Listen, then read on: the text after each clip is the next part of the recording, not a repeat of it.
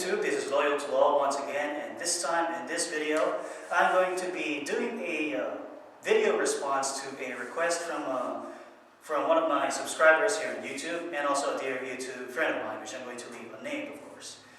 And this is a response to the question on how to do slow motion kicks. Now, before you think of anything else, let me just remind you that dynamic tension kicking, which I made a few years back, if you haven't checked out the dynamic tension kicking yet, just click the search bar, type dynamic tension kicking, Loyal to Law, and you'll see it.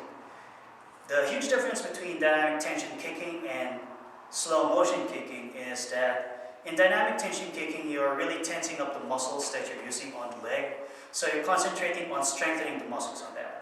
Whereas on the slow motion kicks, you're concentrating more on the breakdown of the techniques and the body mechanics on doing the technique the right way. So an example of the difference would be, as I go to the side here, dynamic tension kicking would be like this. Tensing the muscles all the way up, and then you tense the muscles as you do the, in this case, front thrust kick. You can hold it a few seconds if you want, bring it back, tensing the muscles now down here, which are the hamstrings, and then bring it back down. Whereas the slow motion kicking would be like so.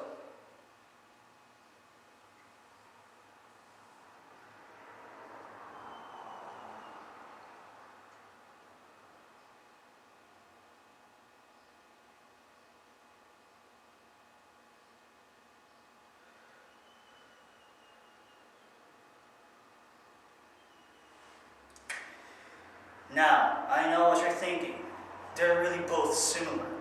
There's no difference. There is.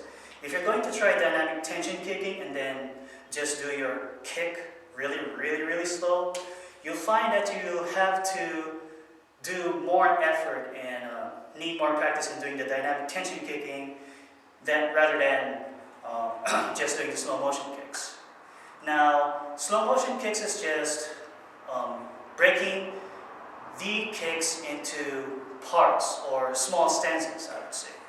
And first stance would be, say here on my right side, doing my right front kick would be just a normal stance. If you prefer 1 foot forward or 1 foot back, doesn't matter as long as you find your normal balance.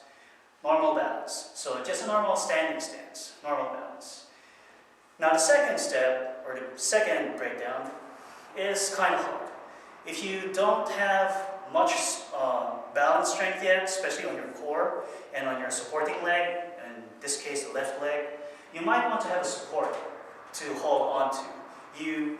On holding on the support, however, you don't want to lean, because that really doesn't help you that much in learning how to balance. What you just want to do is have a light touch and just feel that small pressure on your hand when you're holding on to the support, but still having that at least 60-70% of pressure from your balancing leg. So if you can't balance on one leg and you're still wobbly, or you feel that you don't have much core strength yet, even though your supporting leg is strong, light support, or should I say light touch on the support, 70%, 60% on the weight on your supporting leg, and then lift the leg up. So that's what you're going to do on the balance. So the balance would be like so. Say I'm doing the supporting stuff, just like that.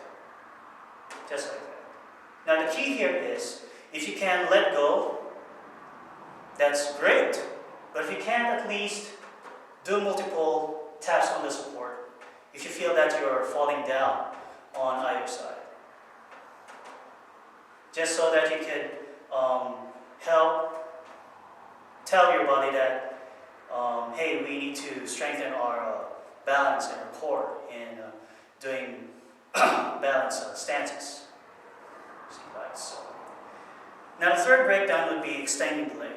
Now, on extending the leg, you really don't want to, you're not really focusing on tensing the muscle, you just want to extend your leg. So you're just going to concentrate on your knee joint and extending your leg like that. Notice that I'm still holding on the support, simulating that you don't have, hopefully, you have a little bit of core strength and leg strength on your supporting leg, but if you still don't have one, just light tap, light touch on the support. This is actually an exercise on its own because you're warming up your knee joint on the slow motion kick that you're doing with your leg. Like so. Then bring it back down. Now the key here in doing the slow motion kicks is to really take your time. Be really, really, really patient. And if you're not really patient in doing the slow motion kicks, you just end up being frustrated and you're going to do things wrong out of frustration, and it'll lead you to injuries which you might really regret in the long run. And so if you're really excited in doing the kick, I would strongly suggest to you, viewer, if you want to really study the kick or study the kicking technique, to really just slow down. I repeat, slow down, calm down. You don't need to rush in doing the kicks. And if you rush the kicks, especially if you're in a hurry and you're just excited to do it, it'll really not do you any good. So you can do it on all kicks, the slow motion kicking technique. You can do it on, say, a Muay Thai roundhouse kick, or some would call it the cutting leg kick because it cuts through your opponent's torso. So, as an example here, say I'm in a Muay Thai fighting stance, I step out, using my leg here, pivoting my left leg to the side, I lift this leg up 90 degrees, imagining that I have a chair in front of me, then I turn. After I turn, I try to balance on this point, and then bring the leg down very slowly. You can choose to turn if you want, like so, or you can just go back to your normal fighting position.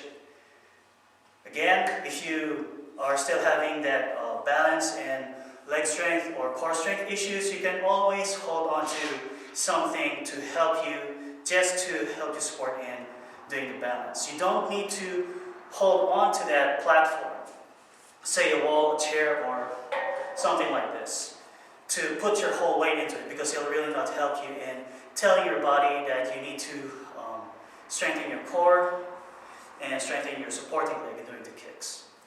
So again, Muay Thai kick, step out, slowly lift the leg up, imagine I have a chair in front of me, I turn my head very slowly, then I put my leg down. I can choose to do this, or I can choose to go back to my original position. So, there you have it. That's the whole idea of doing the slow motion kicks. And now, where do I get the idea?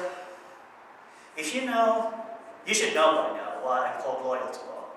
And from the past Tekken videos that I've been uploading, you should already know by now that I'm always looking at the technique that I want to study or I want to practice on, even though it's from a video game.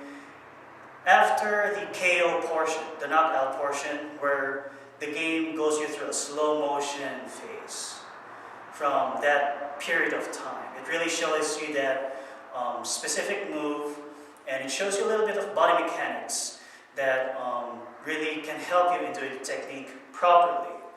And even though it was a video game, Tekken, it really helped me a whole lot in doing techniques that I haven't seen from movies or that are outside my martial arts background, practice zone, which is why I can do some of the outside martial arts stuff from my background now, and included it in my martial arts training. That Muay Thai kick that I just demonstrated is an example. So, there you have it. If you have any more questions about the slow motion kicking, you can click the message button and message me personally so I could answer you in more detail, or just leave a comment and then I'll answer you from there. So thank you so much. And if you're wondering why I'm wearing a bandana, it's because 5-10 minutes ago I just finished my chest workout. So yes, it's chest day for me. So there you have it. And it's morning here. So good morning to you all. Good evening to the rest on the other side of the world. And good afternoon for those in the middle. So thank you so much. God bless you all. Always train safe and take care.